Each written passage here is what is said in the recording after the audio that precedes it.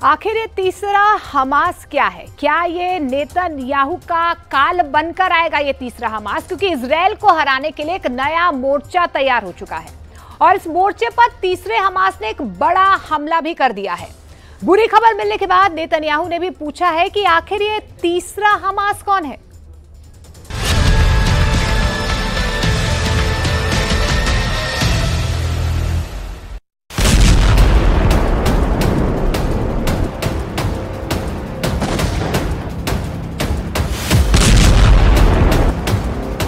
Hamas और Israel का युद्ध बहुत से मोर्चों पर चल रहा है, लेकिन जिस फ्रंट पर सबसे ज्यादा आग लगी है उस मोर्चे पर 3 लोग बहुत बड़े न्यूज मेकर बन चुके हैं। इन्हें लेकर जो खबरें गर्म हैं, उसने नेतन्याहू को बहुत ज्यादा परेशान कर दिया है। पहला है हमास चीफ याह्या सिनवार, जिसने जॉर्डन में हमास पार्ट 3 की शुरुआत कर दी है और यही इजराइल की सबसे बड़ी टेंशन है। दूसरे हैं इजराइल के पूर्व प्रधानमंत्री एहूद बराक, जिन्होंने दावा किया है कि गाजा और लेबनान मोर्चे पर इजराइल की 100% गारंटी है। तीसरे हैं अमेरिका के पूर्व राष्ट्रपति डोनाल्ड ट्रंप, जिनका दावा है कि अगर कमला हैरिस अमेरिका की अगली राष्ट्रपति बनी तो इजराइल 2 साल के अंदर पूरी तरह मिट जाएगा। सबसे पहले बात जॉर्डन की, जहां वेस्ट बैंक और एलएनबी ब्रिज क्रॉसिंग पर एक ट्रक ड्राइवर ने इजराइल के 3 सुरक्षा कर्मियों को गोलियों से भून डाला। ये ट्रक ड्राइवर जॉर्डन की तरफ से आया, अपनी गाड़ी से उतरा और बॉर्डर गार्ड्स पर गोलियां चलाने लगा। इस हमले में 3 सुरक्षा कर्मियों की मौत हुई है, जबकि हमलावर भी जवाबी कार्रवाई में मारा गया। हमलावर जॉर्डन का माहिर अल जाजी एक ट्रक ड्राइवर था। उसे हमास ने अपना हीरो बताया है। इसीलिए कहा जा रहा है कि क्या जॉर्डन में हमास पार्ट 3 लॉन्च हो चुका है। ये इजराइल के लिए बहुत बड़ा खतरा है, क्योंकि अब नेतन्याहू के ऊपर 3 हमास मंडराने लगे हैं। गाजा में हमास पार्ट 1, वेस्ट बैंक में हमास पार्ट 2 और अब जॉर्डन में हमास पार्ट 3 इजराइल का तीसरा बड़ा दुश्मन बन चुका है। इन तीनों हमास से नेतन्याहू कैसे छुटकारा पाएंगे? इजरायली सुरक्षा कर्मियों पर हमले के बाद जॉर्डन की राजधानी अम्मान में लोग सड़कों पर उतर आए। इजराइल के खिलाफ नारेबाजी शुरू हो गई। सैकड़ों लोगों की भीड़ माहिर अल जाजी को अपना नायक बता रही है। फिलिस्तीन के लोग जॉर्डन में बड़ा प्रदर्शन कर रहे हैं। फिलिस्तीन को लेकर जॉर्डन में बड़ा समर्थन है और गाजा में बमबारी के खिलाफ यहां लगातार प्रदर्शन भी होते रहे हैं, लेकिन इस प्रदर्शन ने जॉर्डन की सरकार को भी हिलाकर रख दिया है। الأردنيون جاهزون لمعركة التحرير ولن يتخلفوا أن يكونوا جزءا من مشروع التحرير. الأردنيين ينظرون أنهم جزء من هذا المشروع، من هذا التحرير، وذلك نقول لنتنياهو لقد زال كيانكم، نقول لنتنياهو أن كيانكم زائل وأنه لا حل لكم إلا بالعودة إلى البلدان التي جئتم منها، لا مكان لكم في فلسطين। क्या जॉर्डन में अब इजराइल के खिलाफ नई चिंगारी शोलों में तब्दील होगी? क्या जॉर्डन की पब्लिक अपनी सरकार को इजराइल पर दबाव डालने के लिए मजबूर करेगी? क्या ये प्रदर्शन साबित करता है कि अब हमास का ऑपरेशन अब जॉर्डन से भी शुरू हो जाएगा? هذه العملية تؤكد أن هذه المعركة ليست معركة الفلسطينيين وحدهم، هذه معركة الأمة ومعركة الأردنيين، والتهديد لغزة وللضفة هو تهديد للأردن. وكما قال وزير الخارجية إنها إعلان حرب، فإن كانت إعلان حرب فماذا نحن فاعلون؟ أين التجنيد الإجباري؟ वेस्ट बैंक और जॉर्डन के बॉर्डर पर हुए हमले के बाद अम्मान और बाकी इलाकों में इजराइल के झंडे जलाए जा रहे हैं, लोग मिठाइयां बांट रहे हैं। ये साफ साफ नेतन्याहू को मैसेज है कि उनके खिलाफ अब जॉर्डन में एक नया मोर्चा खुल चुका है, जिसे हमास पार्ट 3 कहा जा रहा है। अब तीसरे मोर्चे पर ऐसे हमलों को रोकना उनके लिए आसान नहीं होगा।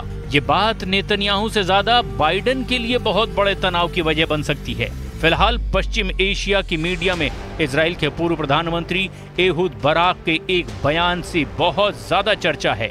इजराइल के हयोम अखबार को दिए इंटरव्यू में नेतन्याहू को लेकर के एहूद बराक ने बहुत सख्त बात कह दी है। एहूद बराक ने कहा है कि सच बहुत कड़वा है। इजराइल न 7 अक्टूबर को जीता, न इजराइल मौजूदा युद्ध जीत रहा है। सच्चाई ये है कि हम हार की चौखट पर खड़े हैं। अब इस बयान का मतलब क्या निकाला जाए, क्योंकि टारगेट पर तो साफ साफ नेतन्याहू हैं। युद्ध हारने वाली बात सुनकर इजराइल में तनाव बढ़ने लगा है। अपने पूर्व प्रधानमंत्री की बात ने नेतन्याहू और उनकी सरकार को बहुत बेचैन कर दिया है, और अब ये बेचैनी इजराइल की फौज में भी फैल सकती है, और यही सबसे बड़ा खतरा है।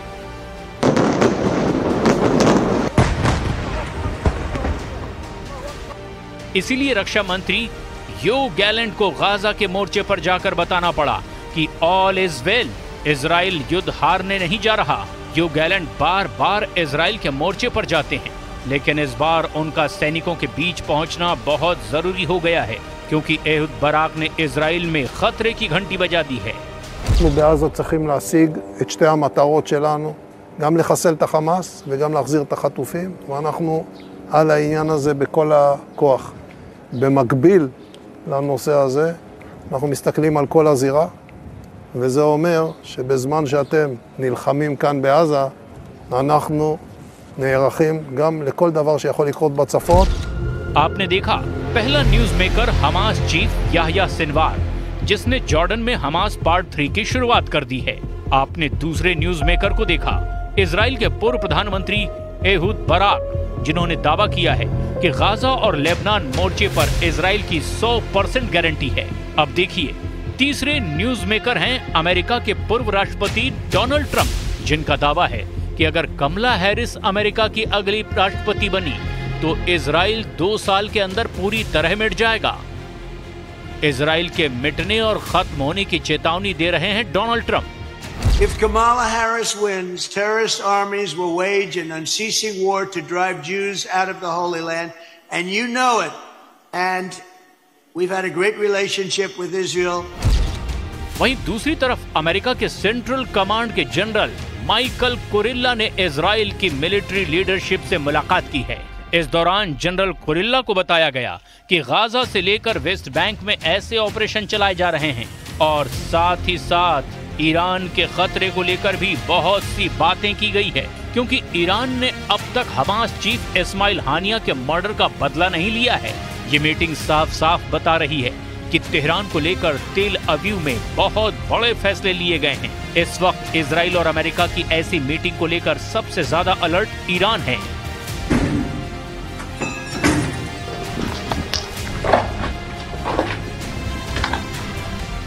ईरान के सुप्रीम लीडर अली खामनेई ने भी अपने कमांडरों को एक चेतावनी भरी सलाह दी है।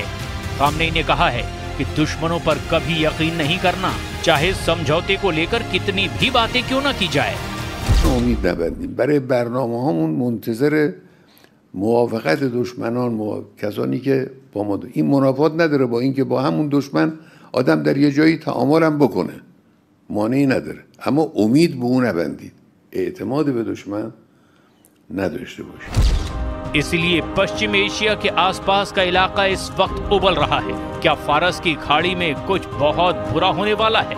उबलते समंदर में कोई है जो तेजाब डालकर यहाँ युद्ध करना चाहता है? 4 देशों के नाम लिए जा रहे हैं। ये है ईरान, इजराइल, अमेरिका और रूस। ईरान के समंदर में बहुत बड़ी साजिश सितंबर के महीने में ही एक बड़ा युद्ध करवा सकती है। क्या सितंबर के महीने में ईरान और इजराइल के बीच बड़ा युद्ध होने वाला है, और इसमें अमेरिका और रूस दोनों शामिल होने जा रहे हैं? अगले 48 घंटे ईरान और इजराइल दोनों के लिए बहुत अहम हैं। फिलहाल अगला एक्शन क्या होगा, इसका पूरा कंट्रोल ईरान के पास भी है और इजराइल के पास भी है। इजराइल में अमेरिकी जनरल कुरिल्ला का दौरा बताता है कि अमेरिका इस वक्त इजराइल को लेकर कोई बड़ा फैसला कर सकता है, और इस फैसले के टारगेट पर हमास नहीं बल्कि ईरान होगा। न्यूज़ 18 इंडिया चौपाल, एक ऐसा मंच जहां जब जब बात निकलेगी तो सिर्फ दूर तक नहीं बल्कि दुनिया के कोने कोने में जाएगी, क्योंकि इस बार बात होगी भारत के वैश्विक महाशक्ति बनने के लक्ष्य पर। सरकार, समाज, सेलिब्रिटी और स्पोर्ट्स स्टार्स के साथ न्यूज़ 18 इंडिया चौपाल। देखिए सिर्फ न्यूज़ 18 इंडिया पर।